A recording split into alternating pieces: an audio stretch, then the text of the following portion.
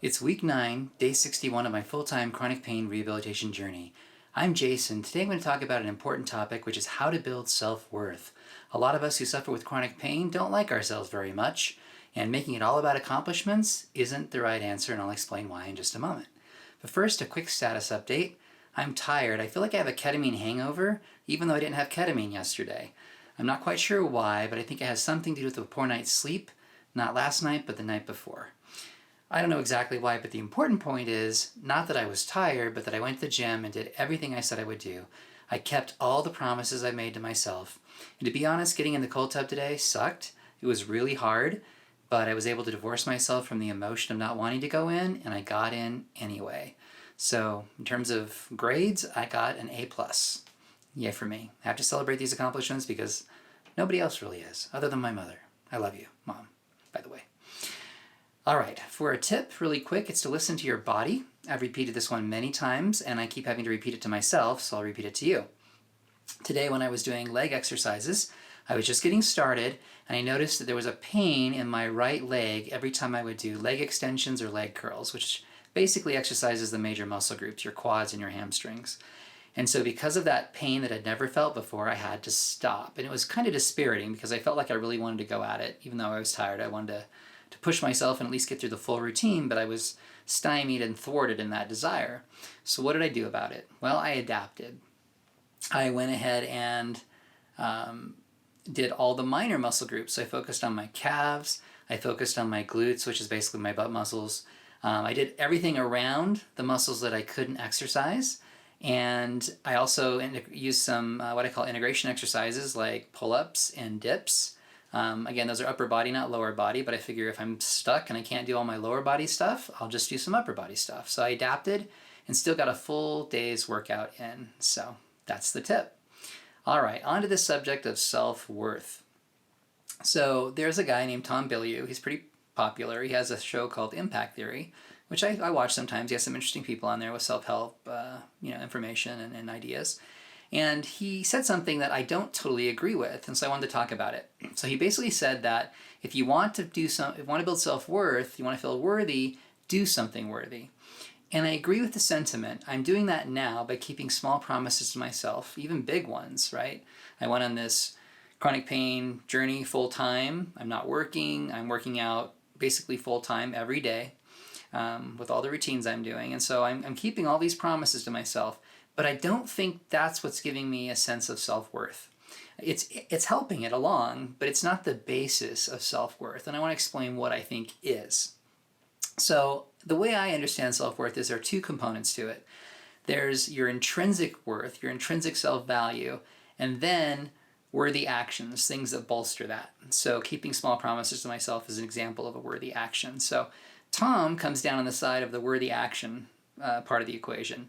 On the other hand, I think it's more about, especially starting off, I think it's about the intrinsic self-value and recognizing that you're already worthy, that there's something good within you worth fighting for right now before you've gone to the gym and done that extra set of exercises or kept all your promises and checked all the boxes. Before any of that ever happens, there has to be part of you that you believe is worthy already. And the way I found this out was kind of roundabout. I went down to Cedar City, Utah. It's in southern Utah, to participate in an ayahuasca ceremony. And up to this point, I was really focused on everything that made me unworthy. My body made me unworthy because it was broken. My inability to have a lot of energy to get things done during the day made me feel unworthy. I felt like I wasn't a very good father because of low energy, a very good spouse because of low energy. I had a huge list of things that made me unworthy. What I needed to get started and turn it around was to start creating a worthiness list. But when I was in my unworthy state, or what I thought was my unworthy state, I didn't feel particularly inclined to go looking for worthy things about myself. And so I happened to stumble into one.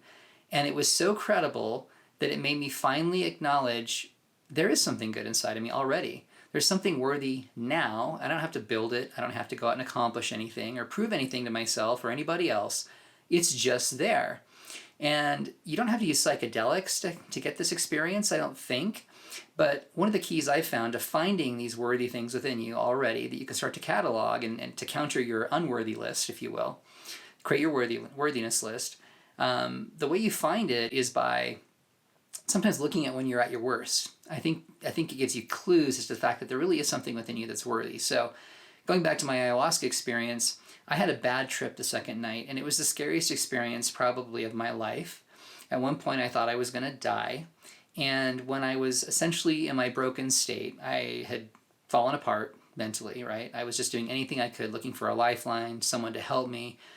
I tried to get the attention of the facilitators, and I said some really horrible things I've never said in my life, things I don't ever want to repeat. Again, I'm not going to tell you what they were, but it made me feel, this is the key point, after I stopped saying them, right, and I realized nobody was coming to help me and they couldn't help me until the drug ran its course, I started to feel horrible about what I'd done because I thought I'd ruined the experience for everybody else. I thought I had acted in a way that was inconsistent with my core being. I knew I was better than that. And this, I call it a lamentation. And so this lamentation that went on for hours for me, it was a really long time that I felt really bad about what had happened. I realized, wait, what is that telling me about myself? It tells me that I don't want to be the guy who says bad things, who spews bile. And this was important because, again, I was totally broken down. I wasn't I wasn't acting in any way. There was nothing left. I couldn't do anything that would be a false pretense, right? I couldn't make this up. I was too broken down at that point. But I saw it in that broken down state that I wanted to be something better than that. I wanted to be the guy who was the opposite of the guy that was on display that night when I had my bad trip. And so this for me became the foundation of everything. It was, hey, look, there's something worthy inside of me. What else might be worthy inside of me? So I started going and looking for it.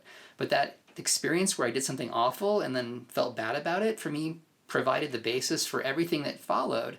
And so with all due respect to Tom and impact theory, I don't think it's about doing things that are worthy to make yourself worthy. I think that happens later. You can add to it. But at its core, you have to find something that's already there, especially with someone who's tabulated a huge unworthiness list like a lot of people do when they have chronic pain for a long time. They really start to feel like they're not worth much. And you have to turn that around. And it starts before you go to the gym. It starts before you start keeping promises to yourself.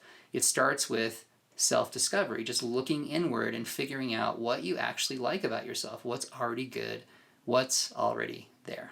Fighting for your life means realizing that you're worth fighting for. It's not enough to keep an unworthiness list. You need to dig deep and figure out what is worthy about you. And then you can build on that. And then you can go out in the world and start doing worthy things all the time. But first you have to know that you're okay just being you. Until next time, keep fighting for your life.